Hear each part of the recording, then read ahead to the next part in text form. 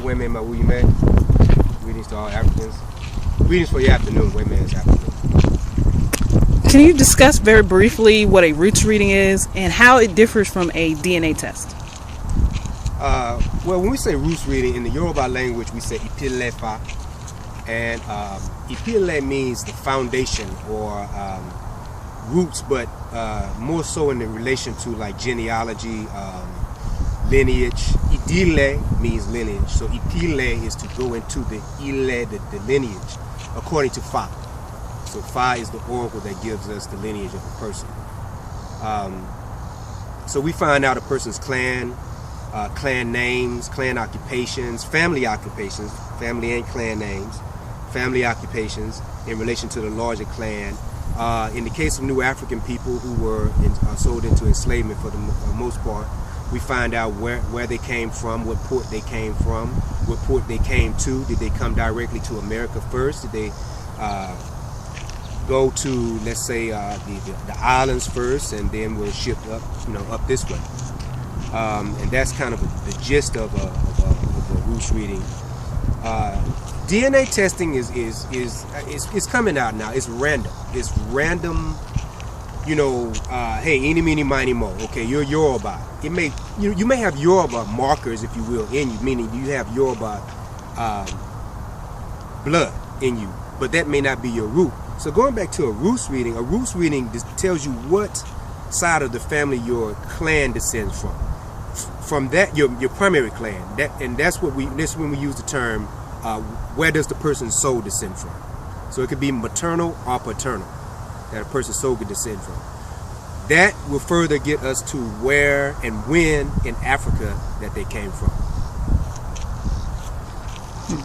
Okay.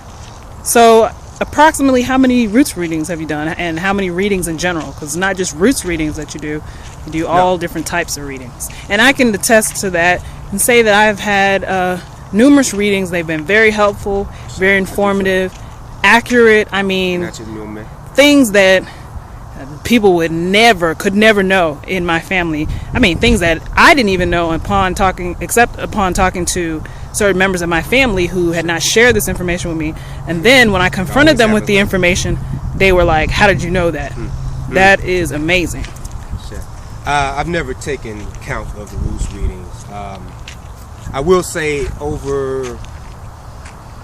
since about 2006, that is, if we go through of 100% of readings, 70%, 60 to 70% have been roots readings, and that shows you the zeal that New Africans are resurging, that zeal of wanting to know exactly where they come from. People are a little bit disillusioned with the I'm African.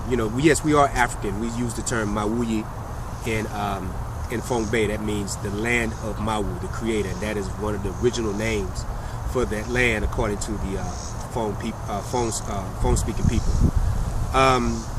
But they want to go beyond, hey, I'm just African. I want to know, am I Yoruba, am I Efik, am I Congo? And what side of the family does that come from? What is my clan? Who am I related to? Are they still alive? A lot of times we find out in roots readings and various ancestral readings that people still have people still alive, connected to them. They may be right around the corner. Many times the clans, of course, are still alive and living in Africa, and they have stories. A lot of times we've done roots readings for people where they did further research on their own, and they brought the roots reading information, like you said about the readings we've done for you. They brought the roots reading information to the ethnicity of the ethnic people that they were talking to. Let's say they're Igbo, and they told them of stories that came out in the roots reading, and the people would be like, we heard about this and this story. Yeah, it goes back to, and they may even name an ancestor. And now they've actually found specific individuals or groups of individuals that they are actually some kin to from the information that comes out in the roots reading. But we don't know how many roots readings we've done. We do ancestral readings, which is a bit different from roots readings. Roots readings are ancestral, but ancestral readings, in a nutshell, are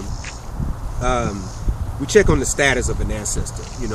Has this ancestor reincarnated?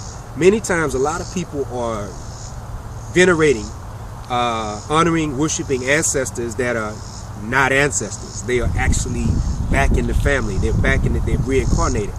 They don't leave a degree of their essence in the heavenly realms, or we call it Yetume in Feng Bei. They don't leave a degree of their essence when they reincarnate. They come back fully. Their spirit comes back fully. So there's a disjointment, if you will, amongst New Africans about ancestor worship and veneration, because they automatically think, okay, somebody's dead, let's put up a shrine, let's worship them. How do you know that that person hadn't reincarnated? So ancestral readings, they can tell you the status of an ancestor or a group of ancestors, and much more. You know, it's like it's so much to it. Okay. Last question. So, what are some of the differences that you've noticed between DNA tests and roots readings in terms of cost? I think the average DNA test is going to cost you at least 2 to 3 times more than a roots reading. But let's say the roots reading and the DNA test cost the same, or let's say the roots reading test costs more than the DNA test. A DNA test cannot tell you that your people were warriors or your people were basket weavers and they were rich because they were basket weavers, or they had major farmland that the king contracted out to, you know, making them like millionaires back then. A DNA test, when they guess it correctly, can only tell you, hey, this is the ethnic group. That's that, you know. So even if they were the same price, which they're not, the wealth that you get from a roots reading is lifetime. A DNA test leaves you still wanting. We have DNA people that come to us all the time that say, hey, you know, I took a DNA test, but I want a roots reading. And then when we talk with them further, they basically say, well, I've gotten nothing. You know, one test told me I was Yoruba. The next one told me I was Efik. But neither one of them told me what's my name. You know, you're left. You know, you don't have your name. You don't have are you a royal descendant? What does that mean in this day and age?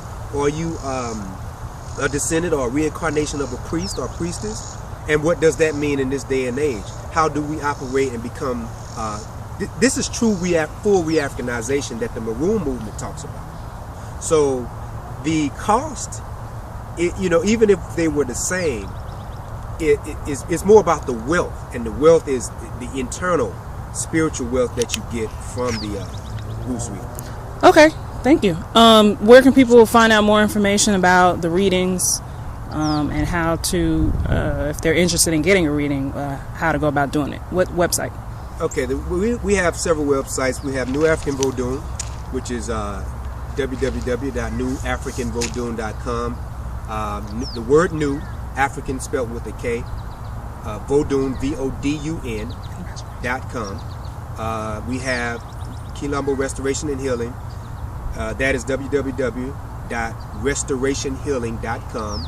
And the link to the roots reading on there is actually /roots, the word roots. And we have the Kingdom of Ganlodo, our kingdom, Ganlodo Hotome, which is ganlodokingdom.com. We also have an 800 number, 877-360-2331.